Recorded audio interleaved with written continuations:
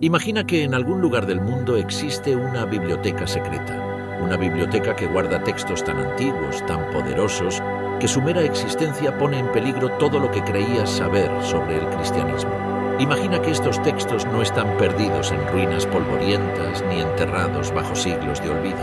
No, están vivos, protegidos, estudiados cada día por monjes que han custodiado estos secretos durante más de 1500 años. Esta biblioteca existe, y el Vaticano hace todo lo posible por ignorarla. Enclavada en las montañas del Cuerno de África, en la antigua tierra de Etiopía, se encuentra un legado espiritual tan profundo, tan misteriosamente rico, que continúa desconcertando, fascinando y provocando a teólogos e historiadores por igual. Este legado es la Biblia etíope, considerada a menudo la escritura bíblica más antigua y completa conocida por la humanidad. Pero aquí viene lo verdaderamente inquietante. Mientras que las narrativas occidentales de la historia cristiana han dominado durante siglos, las escrituras etíopes se mantienen aparte, no meramente por su antigüedad, sino por su contenido, su complejidad y las implicaciones asombrosas que tienen para los mismos cimientos del cristianismo tal como lo conocemos hoy. Esta no es simplemente una historia de teología o escrituras, esta es una historia de poder, de política, de silencios históricos y de miedos centenarios ocultos detrás de protocolos eclesiásticos. En el corazón de esta tormenta silenciosa yace una pregunta compelling. ¿Por qué el Vaticano, la autoridad central de la Iglesia Católica Romana, parece temer a la Biblia etíope? Para entender esta tensión, primero debemos desentrañar el antiguo tapiz del cristianismo etíope. El reino de Aksum, predecesor de la Etiopía moderna, adoptó oficialmente el cristianismo en el siglo IV, aproximadamente al mismo tiempo que el Imperio Romano. Sin embargo, aquí está la diferencia crucial.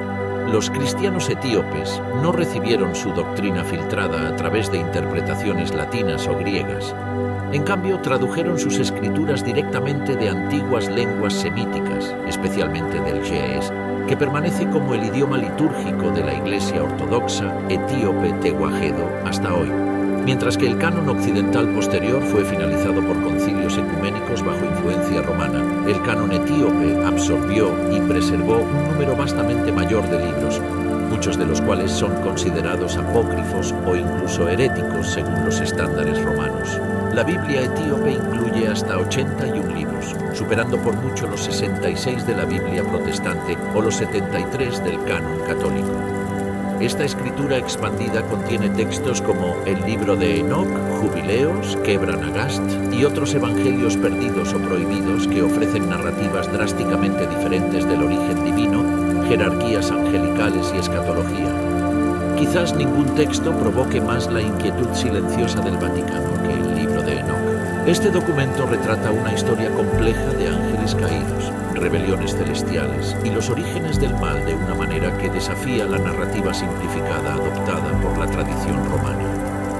Durante siglos, el libro de Enoc fue considerado perdido para la historia, referido solo de pasada por primeros padres de la Iglesia como Tertuliano y Clemente de Alejandría. Aunque una vez fue venerado, desapareció del canon occidental. Su presencia fue borrada durante la limpieza teológica de los primeros concilios cristianos, particularmente en Nicea y subsiguientes sínodos que priorizaron la unidad teológica sobre la diversidad escritural.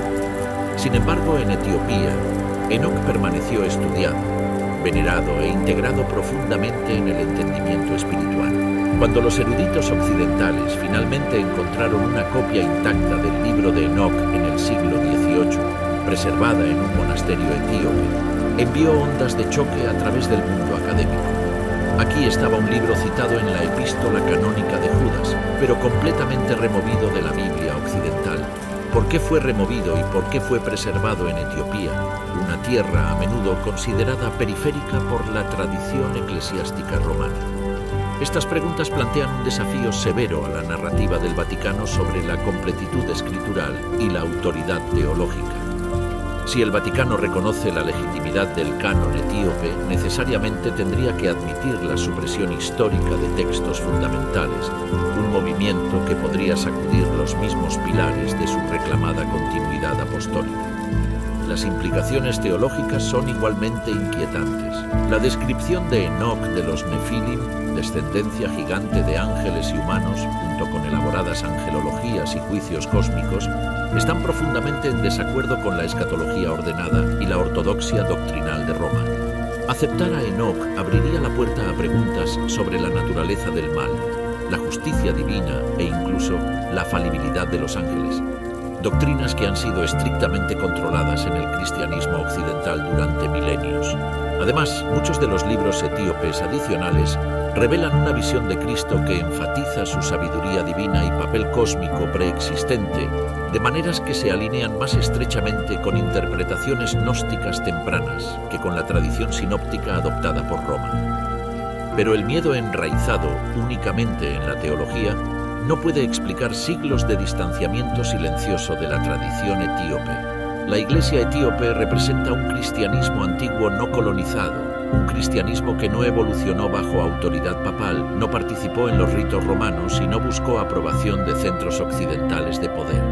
En un mundo donde el Vaticano se ha posicionado durante mucho tiempo como el heredero primario de la sucesión apostólica, Etiopía se erige como una contranarrativa, un testigo viviente de una historia cristiana alternativa que nunca estuvo en deuda con el occidente latino. La precaución del Vaticano también puede surgir de la reclamación de larga data de Etiopía de poseer el Arca de la Alianza, alojada en la capilla de la Tablilla en Aksum, mientras que la mayor parte del mundo occidental considera esta afirmación con escepticismo. La tradición permanece como un testimonio poderoso del patrimonio sagrado de Etiopía. Si esta afirmación fuera alguna vez sustanciada o incluso ampliamente considerada plausible, remodelaría completamente la geografía de la historia bíblica, colocando a Etiopía, no a Roma o Jerusalén, en el epicentro de la legitimidad sagrada. Durante la era de expansión colonial europea y actividad misionera en África, la Iglesia etíope fue vista como un obstáculo teológico, no como un socio. Los misioneros jesuitas en los siglos XVI y XVII intentaron traer la Iglesia etíope bajo autoridad papal, pero fallaron. Estos encuentros fueron a menudo marcados por arrogancia cultural y condenación teológica. Roma no podía tolerar un cuerpo cristiano africano completamente antiguo que rechazara la autoridad romana, incluso mientras reflejaba prácticas apostólicas mucho más antiguas que muchas tradiciones occidentales. La memoria del Vaticano de estas misiones fallidas persiste, no meramente como una nota histórica, sino como un recordatorio de su incapacidad para controlar la autonomía espiritual de Etiopía. Así, el miedo no es meramente académico o teológico, es existencial. La Biblia etíope, en toda su alteridad y autenticidad, desafía la reclamación del Vaticano de universalidad, de completitud y de supremacía espiritual. Reconocerla completamente sería admitir que el centro de gravedad cristiano puede no haber residido siempre en Roma. Abriría puertas a historias largo tiempo enterradas, cánones diversos y voces suprimidas. Invitaría a los fieles a imaginar un cristianismo no construido únicamente sobre fundamentos romanos, sino uno formado por visiones africanas, ritmos semíticos y verdades antiguas preservadas en las tierras altas de Etiopía. En décadas recientes ha habido un movimiento silencioso pero creciente para explorar estos textos y tradiciones suprimidos. Los eruditos de teología comparativa e historia bíblica han recurrido a los manuscritos etíopes alojados en monasterios como los del lago Tana o en Debre, Libanos. A medida que la era digital democratiza cada vez más el acceso a textos antiguos, la capacidad del Vaticano para suprimir o ignorar cánones alternativos ha disminuido. Sin embargo, el reconocimiento público permanece escaso. El miedo del Vaticano, si puede llamarse así, es el miedo de perder control sobre una narrativa siglos en construcción. La Biblia etíope no es meramente una colección de textos sagrados. Es una memoria viviente de un cristianismo no mediado por Roma, y en esa memoria yace un poder que ha sobrevivido imperios, colonizadores y la hostilidad silenciosa de teólogos occidentales.